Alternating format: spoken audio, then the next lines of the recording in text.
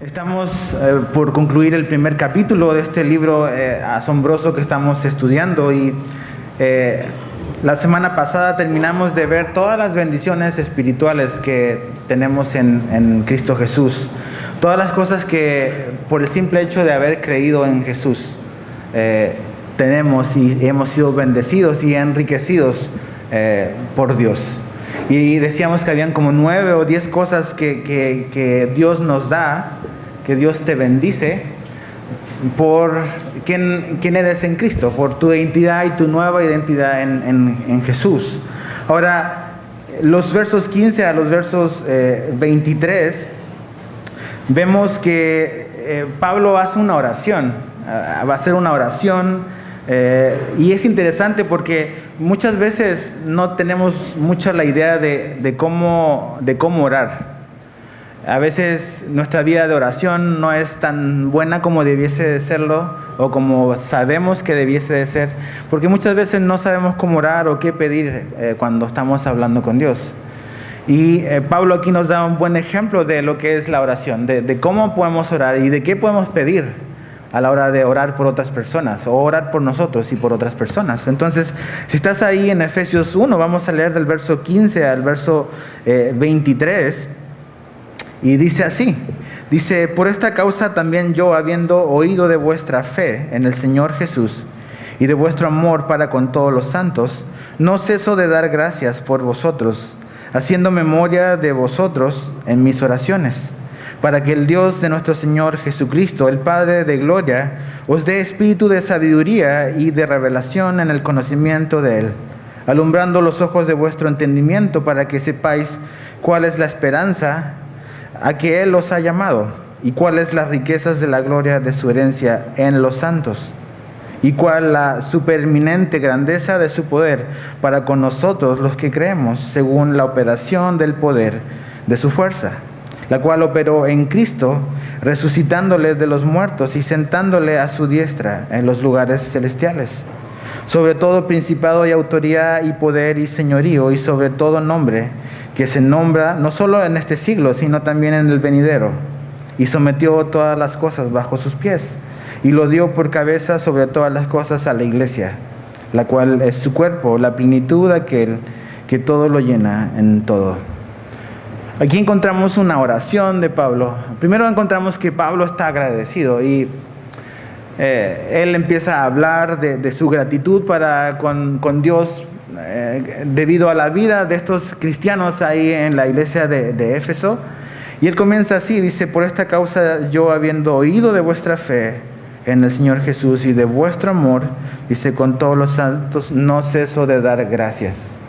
Pablo está agradecido. Al pensar en Pablo en esta iglesia, al pensar Pablo en estos creyentes, hay gratitud en el corazón de Pablo, hay agradecimiento para con Dios. Y es interesante porque la iglesia de Éfeso, o los cristianos de Éfeso, eran conocidos para Pablo por 2 razones. Aquí Pablo da las 2 razones por las cuales ellos son conocidos. Dice: por su fe en Jesús y por su amor para con los santos. Son las 2 cosas que caracterizaban a esta iglesia. Pablo podía resumir: los efesios son así. La iglesia de Éfeso son cristianos que tienen una fe fuerte en Jesús y tienen un amor fuerte entre ellos. Esas eran las 2 cosas que caracterizaban a esta iglesia. Tú ves que en el Nuevo Testamento Pablo se refiere en diferentes cartas a diferentes cualidades que habían en diferentes iglesias. Por ejemplo, en el libro de Romanos, en el capítulo 1, Pablo le dice a los romanos que la fe de los romanos se divulgaba por todo el mundo.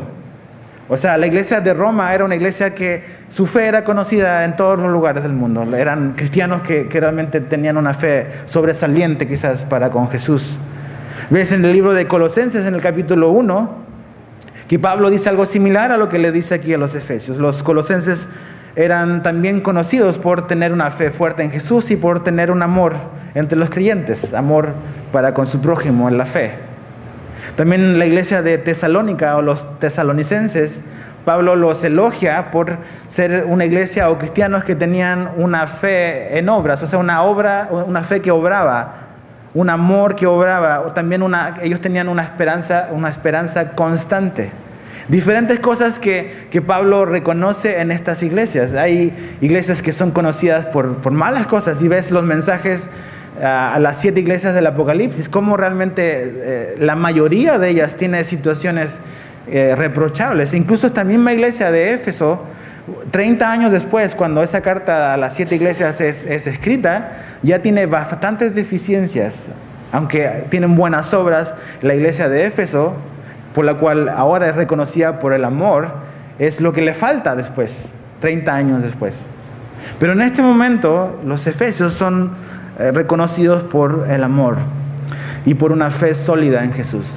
Y eso nos habla de 2 cualidades, de 2 cosas que deben ser importantes en nosotros. Es qué tan firme y qué tan sólida está tu fe en Jesús. ¿Tu fe la consideras sólida? ¿Qué estás haciendo qué yo estoy haciendo para que mi fe pueda solidificarse o consolidarse en Jesús? También por el amor de Jesús. Y sabes que podemos ver lo que Pablo dice de que son conocidos por el amor a todos los santos y verlo como una cualidad extraordinaria, pero la verdad, esto debiese ser lo normal en un cristiano. Esta cualidad debiese ser lo normal en cualquier iglesia. El amor entre nosotros.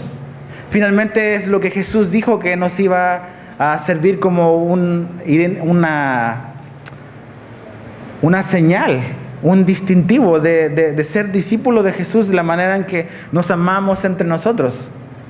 Es algo radical, pero es algo normal que debe ser en cualquier iglesia, que cuando alguien viniese y entrase por cualquiera de una de nuestras puertas, de cualquier iglesia, esa persona, aunque no tuviese ningún conocimiento absoluto teológico de nada respecto de Jesús o de Dios, ellos pudiesen ver que entre nosotros nos amamos de verdad, que nos amamos como Jesús nos amó. Eso es algo radical, pero es algo natural. Debiese ser algo natural en cualquier iglesia. Debiese ser algo natural en nosotros. Y es importante porque creo que dice que ellos tenían una fe en Jesús, una fe sólida en Jesús. Esa era la relación y la convicción vertical que ellos tenían. Pero esa convicción vertical afectaba a sus relaciones horizontales. O sea, la fe de los efesios no era una fe que se quedaba solamente en una acumulación de información teológica o doctrinal respecto a quién es Dios y quién es Jesús. El conocimiento y la fe fuerte y la confianza fuerte en Jesús era una fe que afectaba su vida diaria con su prójimo. Y a lo mejor puedes ser una persona, o yo puedo ser una persona que he acumulado mucha información, a lo mejor de no sé cuántos años de cristiano yo tenga o tú tengas.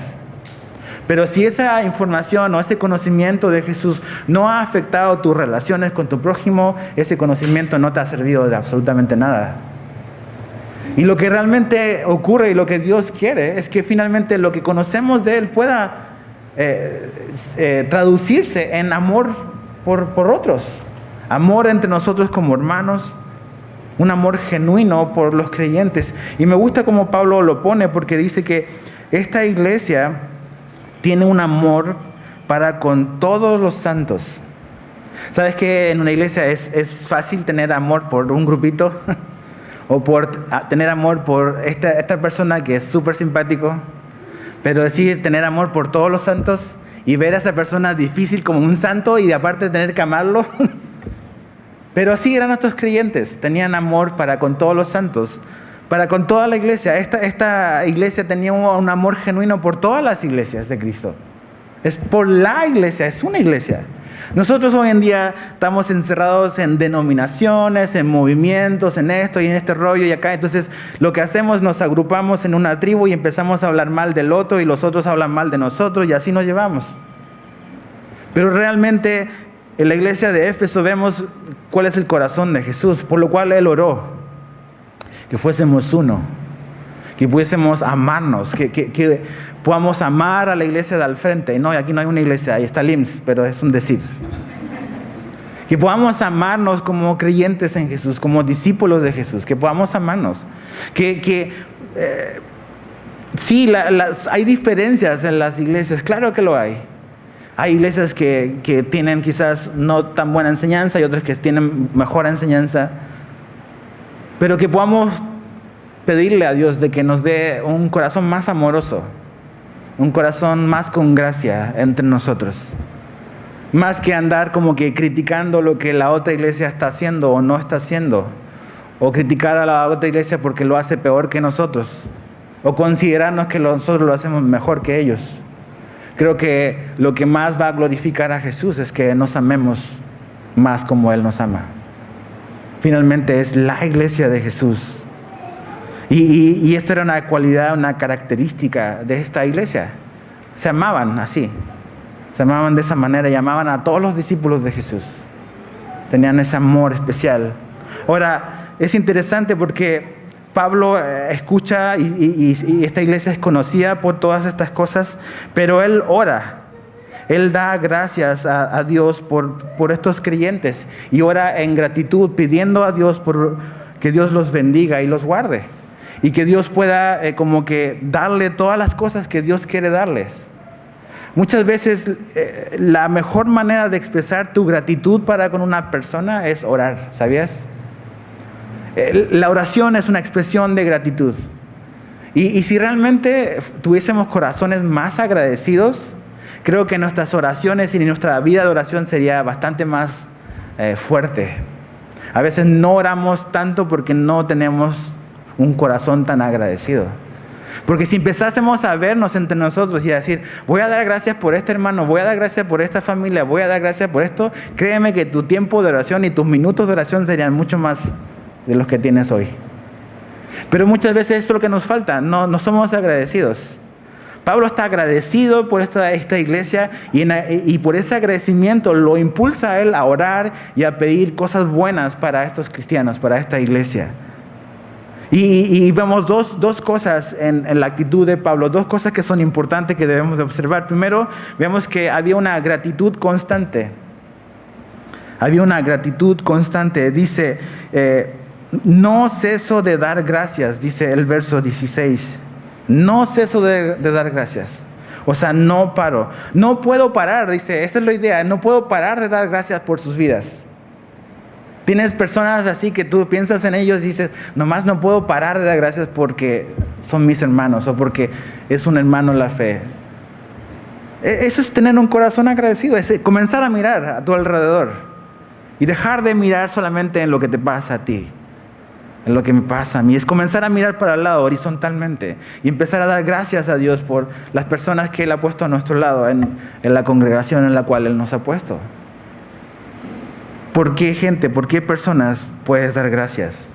¿Estás agradecido por la persona o las personas que Dios ha puesto en esta familia espiritual? Pablo no para de dar gracias. Pablo está agradecido con la iglesia de Jesús. ¿Tú estás agradecido con la iglesia de Jesús? ¿Sabes qué es el valor y lo importante que es la iglesia de Cristo? Hoy en día vivimos quizás en un mundo, en una época donde muchos creyentes no están realmente agradecidos o no tienen la noción de la importancia que tiene la iglesia de Jesús. Eso se demuestra en algo tan sencillo como dejar de congregarse. Cuando dejamos de congregarnos, cuando tenemos otras prioridades y cuando no entendemos que el congregarse es parte de nuestra adoración y de poner a Dios sobre todas las cosas. No es para obtener el favor de Dios, es porque estamos adorando a Dios. Cuando no hacemos eso, estamos realmente entendiendo que no estamos valorando, no estamos teniendo un corazón agradecido por qué es y qué representa la iglesia de Cristo. Él está agradecido por estos creyentes, tiene esta gratitud y se los hace saber.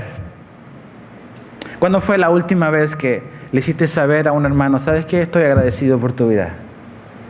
A veces podemos estar agradecidos aquí, pero no como que externarlo, expresarlo. Pablo no tiene ninguna pena, ningún miedo en decir, ¿sabes qué? Yo estoy agradecido por ustedes. No es una muestra de debilidad o de poco hombre. O no. Él dice, estoy agradecido y no paro de dejar de dar gracias por ustedes. Es bueno hacer eso. Es bueno para ti, es bueno para mí el decirlo. Y es también bendecir a otras personas, es hacerles sentir que son apreciados, que somos familia. No somos la familia perfecta, pero somos familia. Entonces hay una gratitud constante en la vida de Pablo. Lo segundo que hay es una oración constante. No solamente Él no cesa de dar gracias, la idea es que Él constantemente está orando. La idea aquí es, cada vez que oro, me acuerdo de ustedes. Cada vez que estoy orando, viene a mi mente sus vidas. Cada vez que estoy orando, oro constantemente por ustedes. Y sabes que la oración es clave en nuestra vida espiritual. La oración, la presencia de la oración o la falta de oración en nuestra vida va a determinar muchas cosas en nuestra vida. Ves que la oración era importante para Jesús. Ves que los discípulos realmente le preguntaron a Jesús, la única cosa explícita que los discípulos le preguntaron a Jesús, enséñanos a hacer, fue enséñanos a orar. Los discípulos jamás le preguntaron a Jesús, enséñanos a hacer un milagro. Nunca le pidieron a Jesús, enséñanos a dar un buen sermón. Pero los discípulos sí le preguntaron y sí le pidieron a Jesús, enséñanos a orar. ¿Por qué? Porque vieron que eso era algo importante en la vida de Jesús. Y dijeron, esto marca la diferencia en la vida de Jesús, porque era una constante en la vida de Jesús, la oración. La oración solos y también la oración juntamente con sus discípulos. La oración es algo que nosotros hacemos privadamente, como dice Jesús, en tu cuarto, donde nadie te ve. Pero también la oración es algo que practicamos grupalmente, congregacionalmente. También es necesario y también es bueno para nosotros orar en grupos. Y es lo que hacemos en esta iglesia. Entonces, una oración constante. Ves que la oración era constante y era una característica de los apóstoles. Cuando la iglesia en Hechos 6 estaba creciendo ya y había muchas necesidades, los discípulos dijeron, ¿sabes qué? No podemos dejar la palabra y la oración por esta situación que se presentó. Entonces vamos a solucionar el problema con los diáconos para que nosotros no descuidemos la palabra y la oración. La oración también era importante para los apóstoles. La oración era importante para la iglesia primitiva. Una de las cosas de los versículos como anclas para nosotros como iglesia, Hechos 2:42. Y ves que dice que la iglesia perseveraba en las oraciones. Es una constante. Es algo que no se movían de ahí. Entonces, ¿cómo está mi vida de oración? ¿Cómo está? Mira, acompáñame ahí el mismo libro de Efesios, pero el último capítulo, Efesios 6, verso 18. Efesios 6, verso 18. Ya vamos a llegar ahí, no sé cuándo, pero vamos a llegar ahí. Dice, orando en todo tiempo, con toda oración y súplica, dice, en el Espíritu, y velando en ello con toda perseverancia, dice, y súplica para con todos los santos. ¿Te das cuenta? Orando en todo tiempo. Y después dice velar, la idea de velar es estar como que vigilando algo. Y dice con toda perseverancia. La oración debe ser algo que practicamos regularmente. Es una disciplina en nuestra vida cristiana. Pero nuestra oración no es simplemente una lista de petición. Nosotros pensamos que orar siempre significa pedir nada más. Y sí, la oración es parte, la petición está incluida, puedes pedir. Pero la oración no es solamente para pedir, también es para dar gracias. Dice, con acción de gracias. Y ¿sabes qué? Creo que ves quién es el que está orando acá. ¿Te acuerdas quién está escribiendo aquí? Pablo. ¿Dónde está Pablo? Pablo está encarcelado en Roma. Y lejos de él, escribir él una carta y decirle, ¿sabes qué? Tengo estos problemas, por favor, oren por mí. Es él, el encarcelado, el que está orando por los libres. ¿Te das cuenta la diferencia? No es una actitud, pobre de mí, soy lo peor, me ha pasado esto, estoy en una tragedia, necesito que oren por mí, me estoy derrumbando. No. Sino que es Él el que dice, yo oro y oro por ustedes, oro por los demás. Mi vida no está centrada en mis circunstancias. Yo tengo y sé que puedo orar y tengo la capacidad porque Dios me la ha dado para poder orar por otros. Y al hacer intencionalmente eso, también puedo obtener y experimentar gozo. Los problemas ocurren cuando somos presos de nuestras circunstancias y cuando volteamos nuestros ojos a nuestras cosas que nos pasan. Y cuando estamos totalmente enfocados en nosotros, en lo que me está pasando, en esta situación difícil, y cuando nos encerramos en eso y nos olvidamos de primero poner nuestros ojos en Dios y pedirle ayuda a Él. Y segundo, nos olvidamos de mirar a los demás y orar por otros. Es cuando no hay gozo en nuestra vida. No estoy diciendo que perdiste tu salvación, pero no hay gozo. No está el gozo de la salvación, como dice David. Entonces, Pablo puede orar y al orar por los demás, él puede experimentar gozo en su vida. Lo está haciendo desde la cárcel, importante. Un corazón agradecido. La oración con gratitud es el antídoto es que te va a dar gozo y te va a dar satisfacción. Es una consecuencia, un resultado de tener una vida de oración fuerte. Y sabes que hablamos mucho de orar. No es tanto hablar, tenemos que hacerlo. Tenemos que hacerlo. Ahora fíjate el verso 17.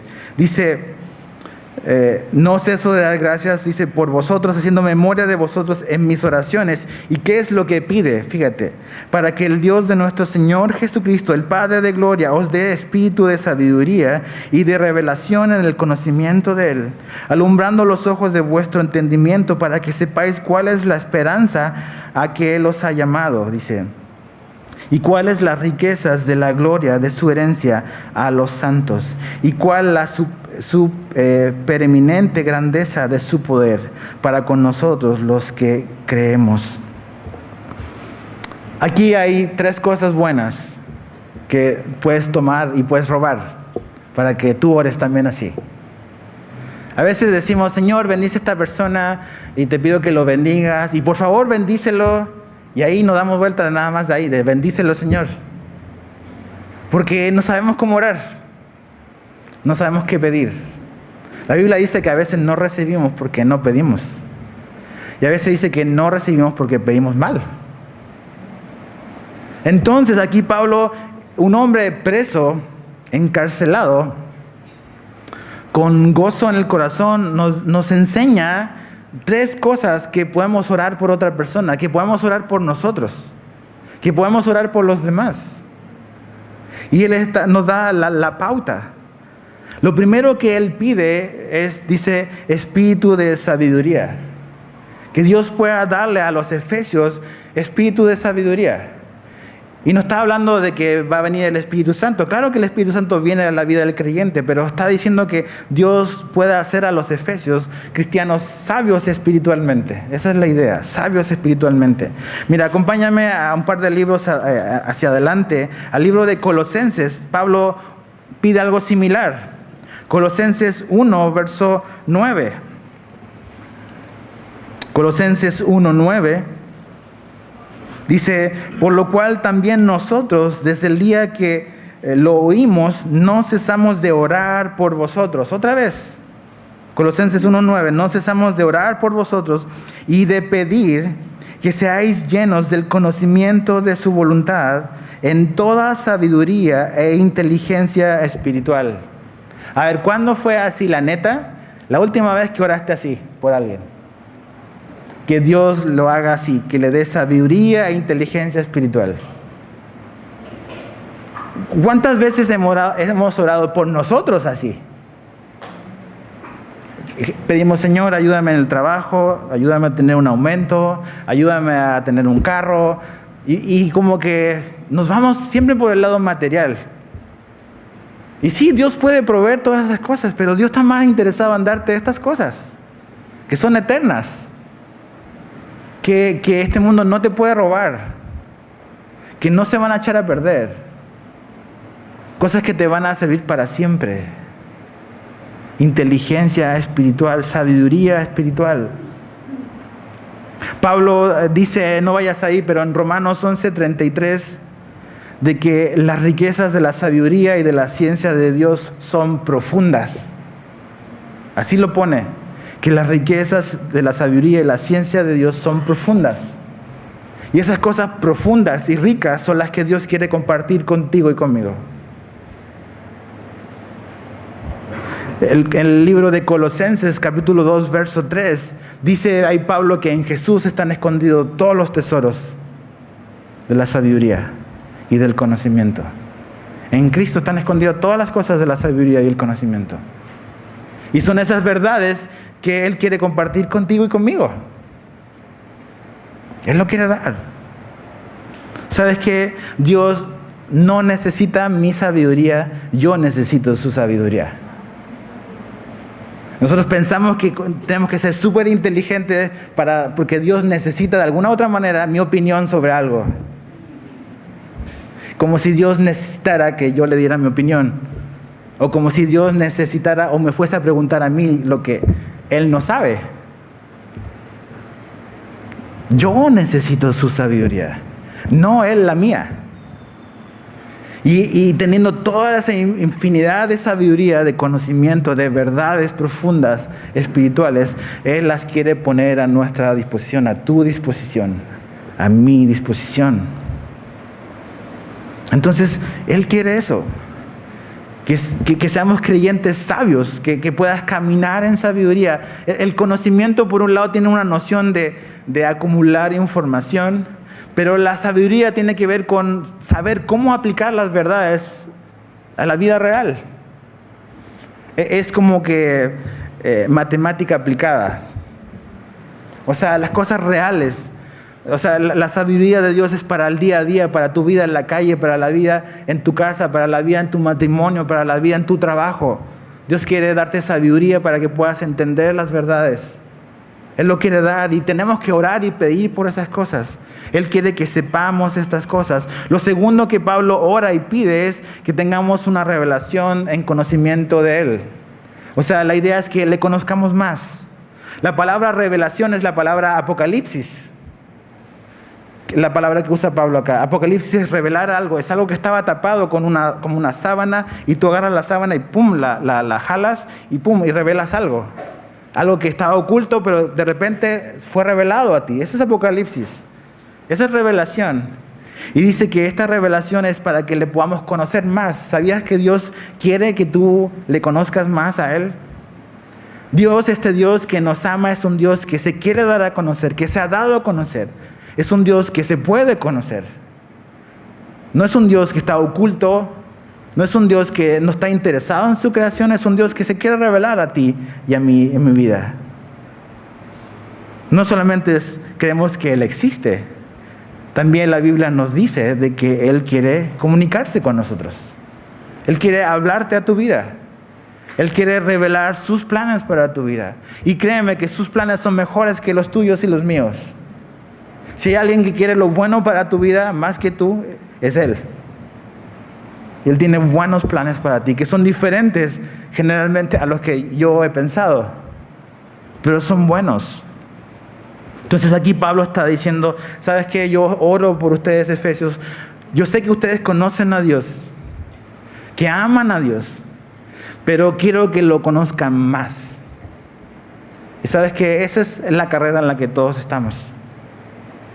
No es de que esta es una carrera de quién lee la Biblia la primera vez y ya que la leíste, ya no hay nada más para ti. Es conocer a Dios. Los que están casados, los que estamos casados, sabes que cada día aprendes algo de tu esposa o de tu esposo. Es un conocimiento que va aumentando a medida de los años. Y es de la misma manera con Dios. Es una relación. Es un conocimiento que viene por una experiencia real con Él. Y a medida que vamos avanzando, Él se va revelando.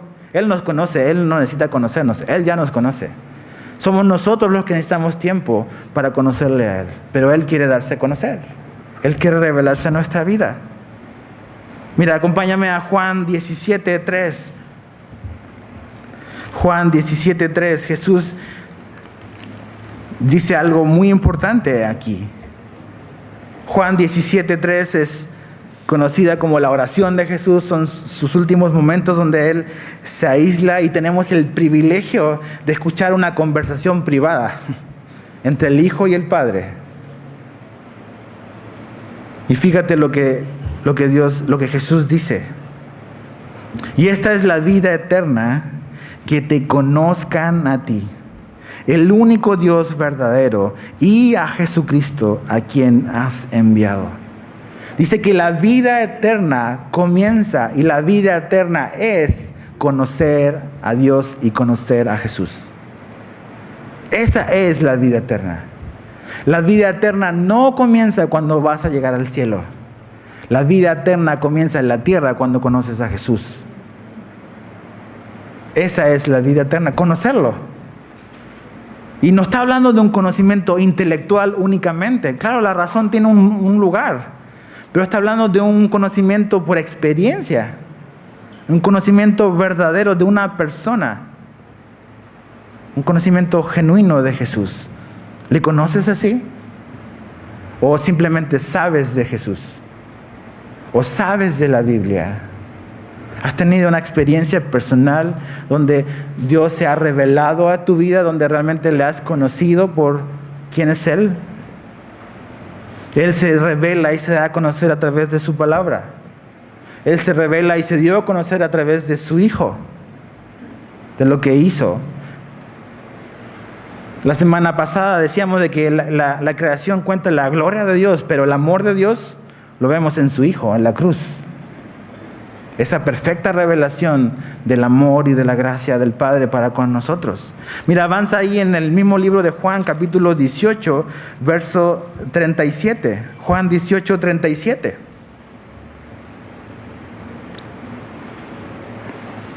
Le dijo entonces Pilato: ¿luego eres tú rey? Respondió Jesús: tú dices que yo soy rey. Yo para esto he nacido y para esto he venido al mundo, para dar testimonio a la verdad.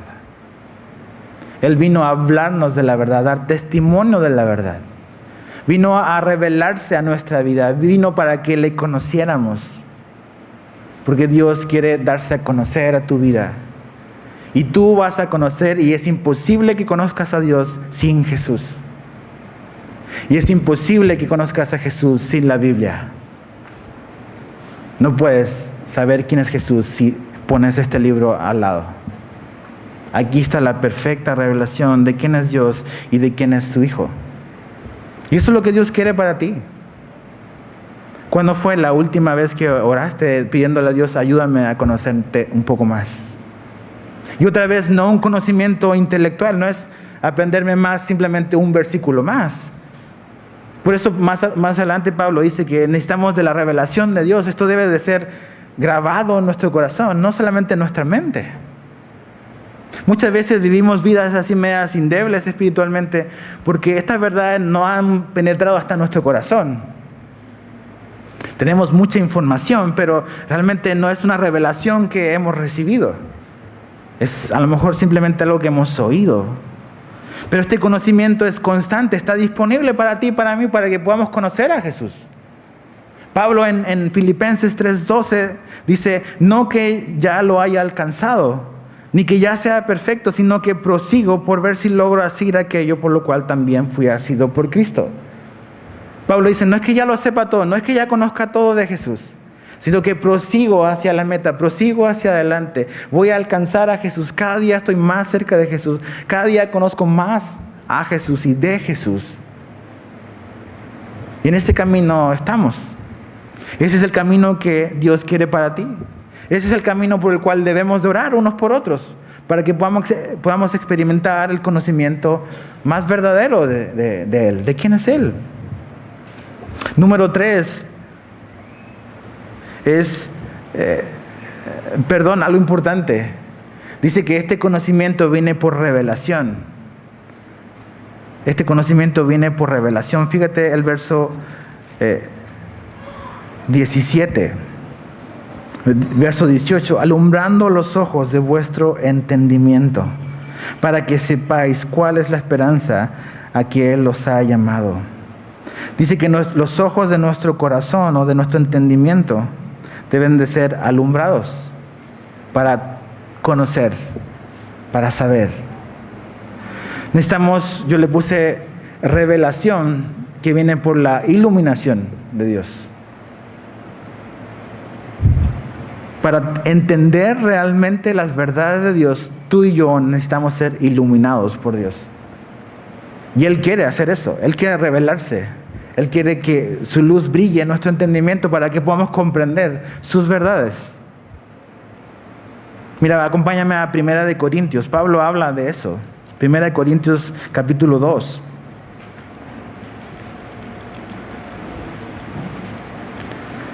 Primera de Corintios capítulo 2, verso 9. 9 al 10. 1 Corintios 2, 9 al 10. Dice, antes bien, como está escrito, cosas que ojo no vio, ni oído oyó, ni han subido en corazón de hombre, son las que Dios ha preparado para los que le aman. Chécate eso. Cosas que ojo no vio, ni oído oyó. Verso 9 de 1 Corintios 2. Cosas que ojo no vio, ni oído oyó, ni han subido en corazón de hombres, son las que Dios ha preparado para los que le aman. Ahora, ¿cómo asimilamos esa información o ese conocimiento o esas verdades de Dios? Fíjate el verso 10. Pero Dios nos las reveló a nosotros por el Espíritu. Porque el Espíritu todo lo escudriña, aún lo profundo de Dios. Tú puedes agarrar la Biblia. Yo puedo tomar la Biblia y tratar de deducir lo que a lo mejor gramaticalmente esto está diciendo y puedo como que entender más o menos cuál es la idea, pero las verdades espirituales que este libro tienen que ser discernidas y van a ser reveladas a ti y a mí por el Espíritu Santo. Esto no es un ejercicio intelectual nada más. Esto es algo que ocurre espiritualmente a la medida que venimos a este libro y le pedimos a Dios que se revele a nosotros a través de lo que leemos. Por eso hay gente que lee y a lo mejor no entiende absolutamente nada. Entiende lo que está leyendo, pero no entiende las verdades que están aquí escritas. Es porque no es un ejercicio intelectual.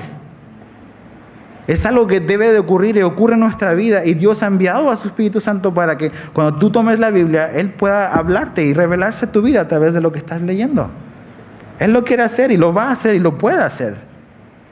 Pero son verdades que necesitan ser discernidas espiritualmente, porque el Espíritu Santo eso es lo que hace en nuestra vida.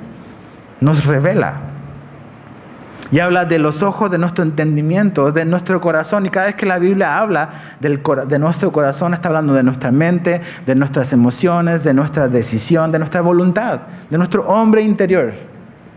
Hay verdades que tú y yo necesitamos saber y oír.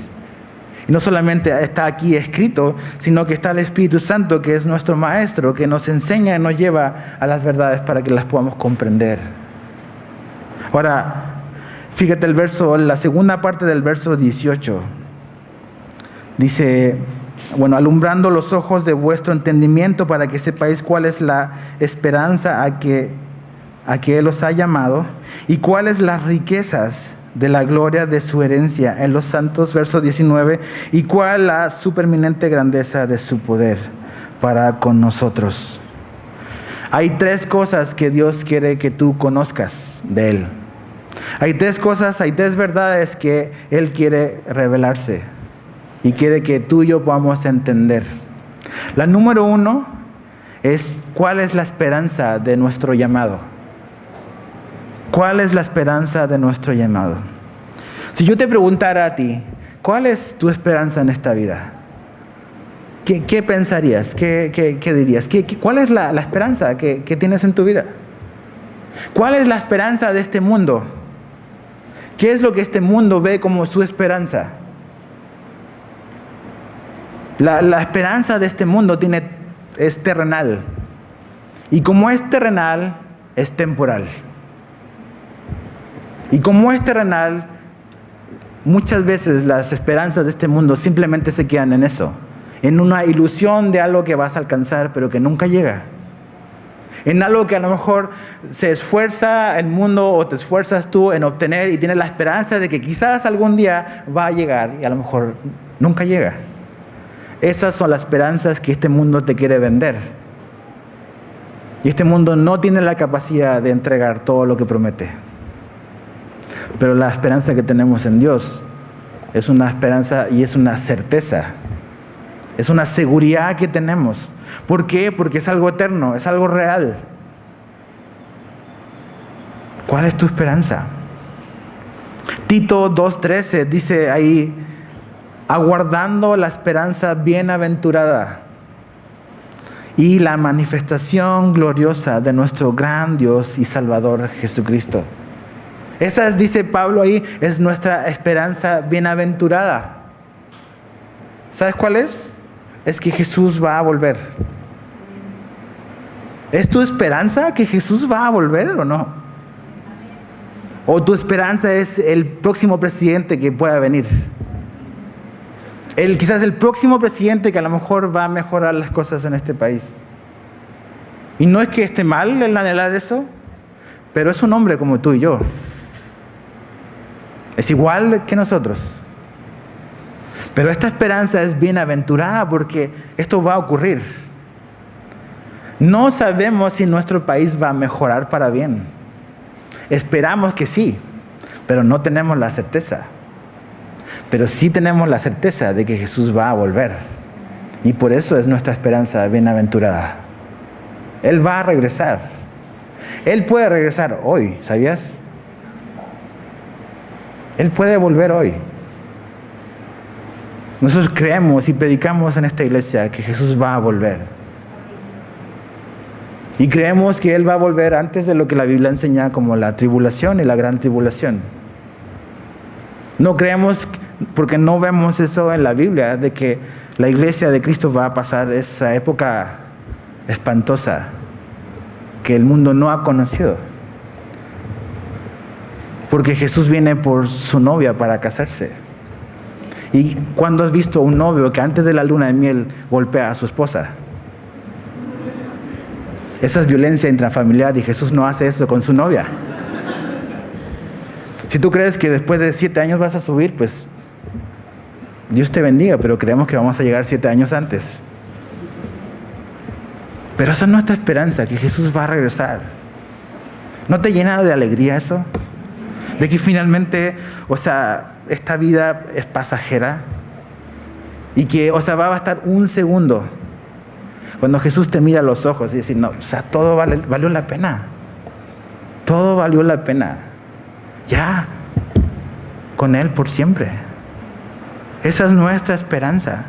Nuestra esperanza es todo lo que Pablo nos ha dicho del verso 1 al verso 14. Todo lo que tenemos que Dios nos ha dado. Nos ha bendecido con toda bendición espiritual en los lugares celestiales. Esa es nuestra esperanza. Dios no te da algo para quitártelo. Eso es lo que tenemos en Cristo. Pero eso es una esperanza viva. Dice que hemos sido llamados. Imagínate, Dios te llamó a ti. Dios me llamó a mí. Qué gran milagro que nos haya llamado a gente como tú y yo. Nos llamó, somos llamados de Dios. Tenemos una nueva identidad en Jesús. No eres lo que el mundo te quiere hacer creer que eres. No es lo que eres así y siempre vas a ser así.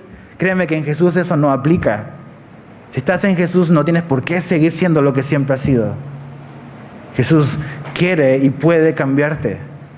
Quiere y puede transformarte. ¿Por qué? Porque te ha dado una nueva identidad. Eres adoptado, amado, elegido. Todo lo que hemos visto estos 2 domingos anteriores, todo eso es lo que eres. Toda esa es tu nueva identidad. Y esa es nuestra esperanza. Lo segundo que Dios quiere que sepas, y lo que Pablo está orando para que los efesios conozcan, es cuál es la riqueza de la gloria de la herencia. De hecho, esa palabrita cuál aparece repetido 3 veces aquí. Es importante porque ahí Pablo está diciendo cuáles son las cosas que Dios quiere que tú y yo sepamos. La segunda es cuál es la riqueza de la gloria de la herencia. Y esto es importante, esto es asombroso. Porque nuestra riqueza, claro, es Dios. Dios es nuestra riqueza. Pero chécate esto. Lo que esto quiere decir es que tú y yo somos la riqueza de Dios. Tú y yo somos su herencia. Él es nuestra herencia, pero nosotros somos la de Él. Dios cuando te ve a ti, cuando nos ve a nosotros, cuando ve a su iglesia, dice, esa es mi herencia. Esa es mi herencia. Imagínate, de esa manera te ve Dios.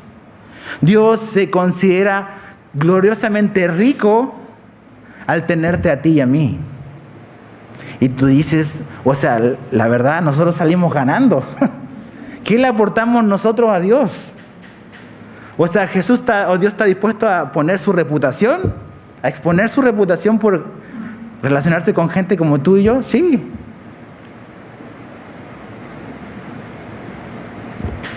Nosotros somos su herencia. Dios nos ve como su herencia. Así como las riquezas materiales glorifican a un hombre millonario, a un hombre rico, lo que tiene lo glorifica, la iglesia glorifica a Dios, porque somos de Él, le pertenecemos, somos de Él. Y aquí escribí una frase y puse, es un espacio, pertenecerle a Él. Y llénalo como tú quieras. Es un espacio pertenecerle a Él. Yo le puse, para mí, es un honor pertenecerle a Él. Es una alegría pertenecerle a Él. Es una seguridad pertenecerle a Él. Que Dios dice, ¿sabes qué? Cuando te veo a ti, me siento bendecido. Imagínate, eso es lo que Dios siente, lo que Dios piensa cuando ve a su iglesia. ¿Te das cuenta por qué la iglesia es tan importante? Porque es especial para Jesús. Es la herencia. Entonces piensa en esto. Tu eternidad, mi eternidad, la vamos a pasar en un lugar donde tú eres aceptado, donde tú eres amado, donde tú eres bienvenido. Donde Dios te ve como que tú eres mi herencia, mi hijo. O sea, eso es. Y tú dices, entonces, seguramente hay algo amable en mí, que por lo cual Dios me eligió. Pues no hay nada amable en nosotros. Mucha gente, no pierdas el tiempo en tu vida tratando de buscar alguna razón por la cual Dios te ama en ti, porque en ti no hay ninguna razón por la cual Dios te ama. La razón por la cual Dios te ama está en Jesús. Él es la razón por la cual somos amados, no lo bueno en ti ni en mí. Porque vamos a estar toda la vida tratando de encontrar algo y resulta que no hay nada bueno por lo cual Él nos ame. Él nos ama, Él te ama porque Él es amoroso, porque Él es bueno. Y eso debe ser suficiente para ti y para mí, para darnos seguridad. Aquí no es un problema de autoestima.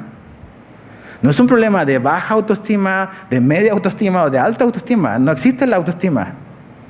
Es un asunto de Cristo estima. Es un asunto de saberte aceptado y amado en Jesús.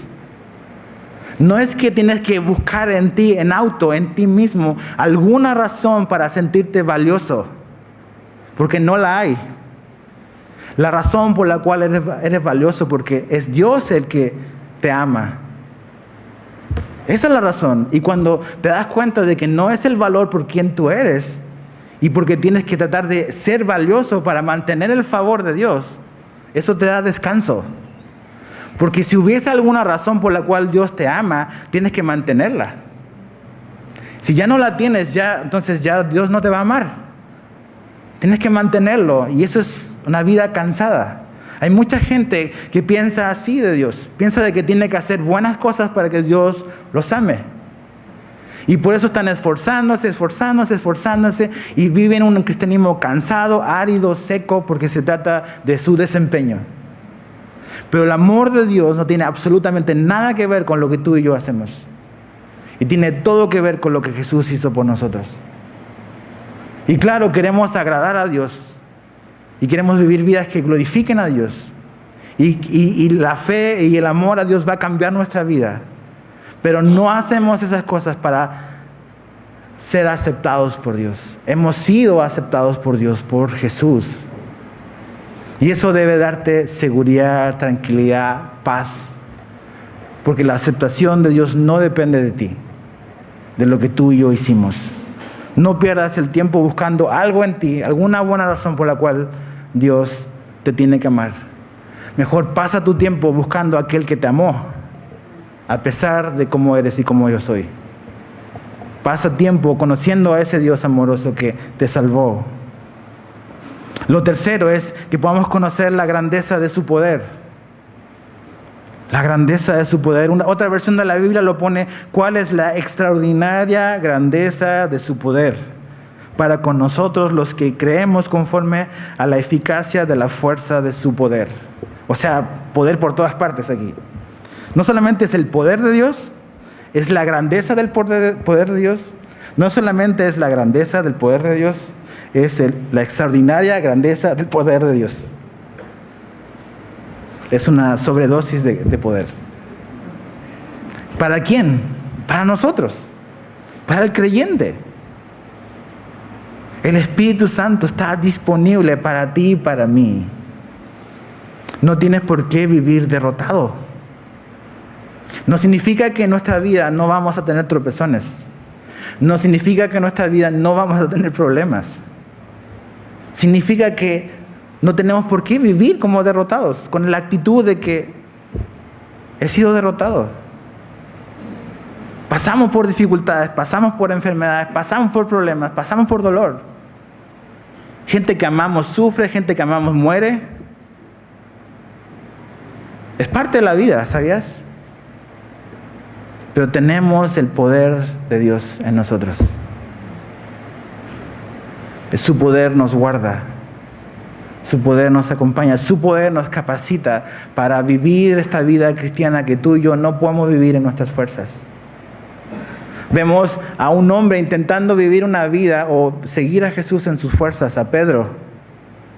Y como él pensaba que en la fuerza de su voluntad él podía seguir a Jesús, y Pedro fracasó tremendamente. Pero vemos a otro Pedro después del día de Pentecostés, muy diferente, ya no miedoso, sino capaz de pararse y predicar a una multitud y no salir huyendo. ¿Por qué? Porque es diferente, ¿ves? Después de la resurrección de Jesús y el Espíritu Santo, hay poder disponible para el cristiano, para que tú y yo podamos vivir una vida no como este mundo quiere que la vivamos, sino como Jesús quiere que la vivamos. Y no es ese rollo de el campeón que hay en ti. No es eso. Es Jesús el campeón del cielo. No somos nosotros. Es Cristo, es el Espíritu Santo obrando en nosotros. Ahora, ¿cómo es este poder? Fíjate el verso 20. El cual operó en Cristo, resucitándole de los muertos y sentándole a su diestra en los lugares celestiales. Pablo está diciendo, ¿quieres saber qué tan fuerte o qué tan poderoso es este poder? Es el mismo poder que levantó a Jesús de la tumba. El mismo poder que levantó a Cristo y que resucitó a Jesús es el mismo poder que está disponible para nosotros como creyentes. Es el mismo. Aquí Dios nos dice, es el mismo poder que sacó a Israel de Egipto. O es el mismo, poder con el cual Moisés abrió el mar. No habla de eso. Para Dios la mayor demostración de poder es la resurrección de Jesús. Y ese poder está disponible para nosotros. Jesús le dijo a los discípulos, vayan y no se muevan de Jerusalén hasta que haya venido el Espíritu Santo. Y recibiréis poder. ¿Pero poder para qué? Dice Hechos 1:8, para ser testigos de Jesús. Siempre asociamos esta idea de poder con cosas milagrosas, sobrenaturales, y vemos que ese es el énfasis en las iglesias, en algunas. Simplemente poder es sinónimo de milagros y señales. Pero ahí cuando hablan de Hechos 1:8, el poder que íbamos a recibir tú y yo, los cristianos, era un poder para ser testigo de Jesús. Es para que Pedro no fuese el mismo de la negación. Es para que Pedro pudiese ser otro hombre, vivir una vida consecuente a su fe. Ese es el poder que tú y yo necesitamos. Ese es el poder que está disponible para ti y para mí. Un poder para decirle no a la tentación. Un poder para decirle no a las posibilidades que tenemos de hacer lo incorrecto, lo que no honra a Dios. Un poder para amar a tu enemigo. Un poder para perdonar al que te ofende. Para eso es el poder de Dios. Para vivir una vida victoriosa sobre el mal. Su poder operó en Jesús. Mira, acompáñame a Romanos 8:11, rapidito, Romanos 8:11. Dice: y si el Espíritu de aquel que levantó de los muertos a Jesús mora en vosotros, el que levantó de los muertos a Cristo Jesús vivificará también vuestros cuerpos mortales por su Espíritu que mora en vosotros. Es el mismo Espíritu el que levantó a Jesús, el que vivifica nuestra vida. El Espíritu Santo en el creyente. Y dice que Jesús fue levantado y fue sentado a un lugar de honor, a la diestra.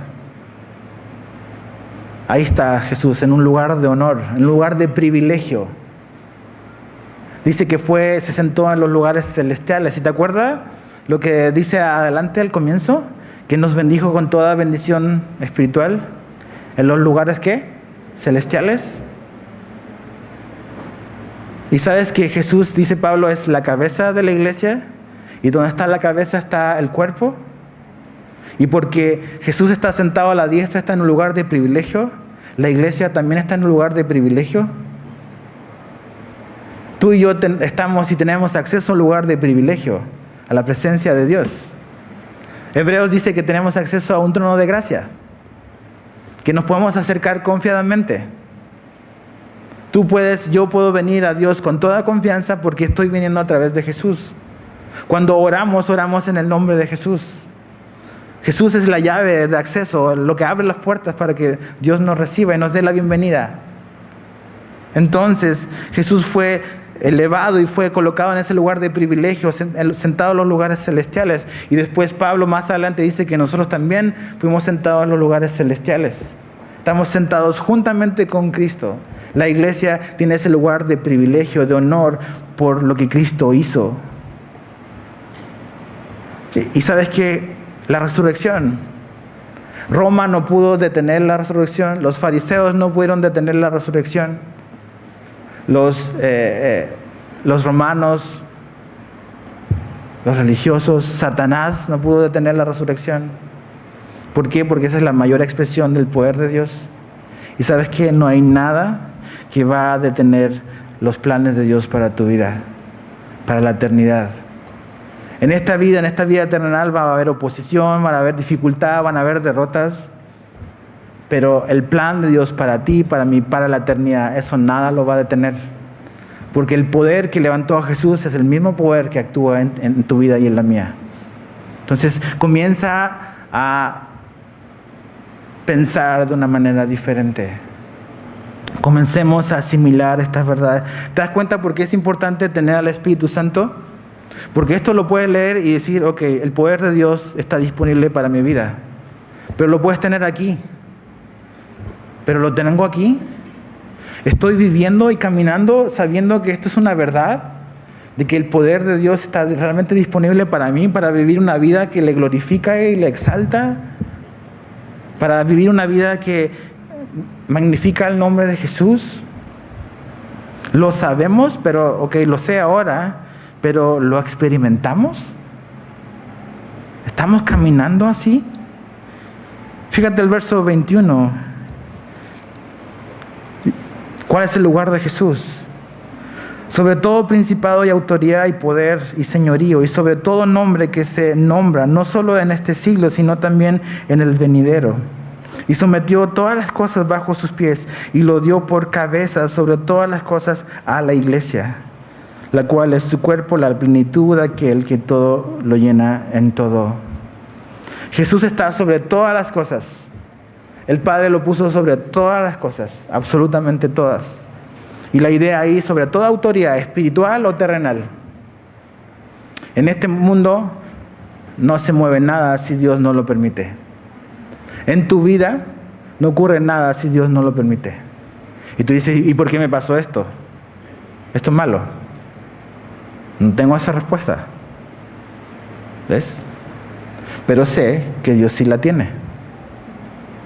¿Por qué me pasó esto entonces? ¿Ves? Y esos son nuestros conflictos. ¿Por qué cosas malas? Es la típica pregunta. ¿Por qué cosas malas le pasan a buenas personas? La pregunta es, ¿por qué te consideras una buena persona?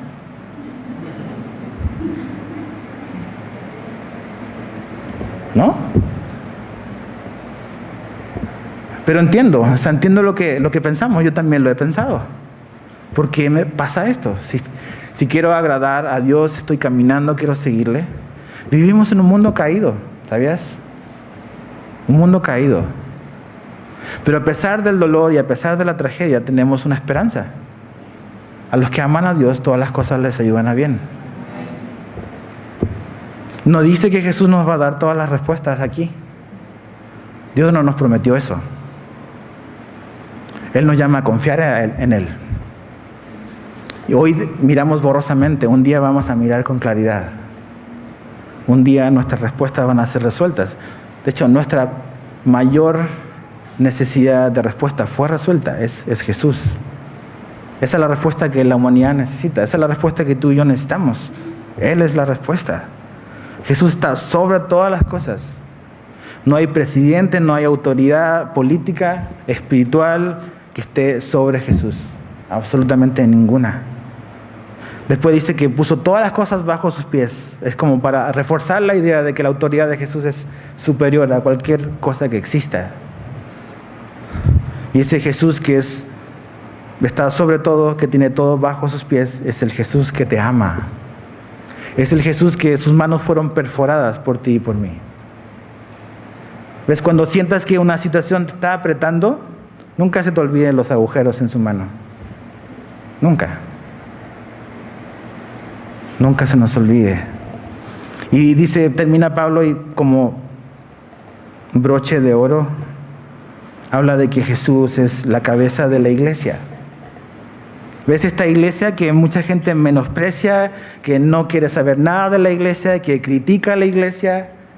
Dice que Jesús es la cabeza de la iglesia y que el cuerpo somos nosotros, tú y yo.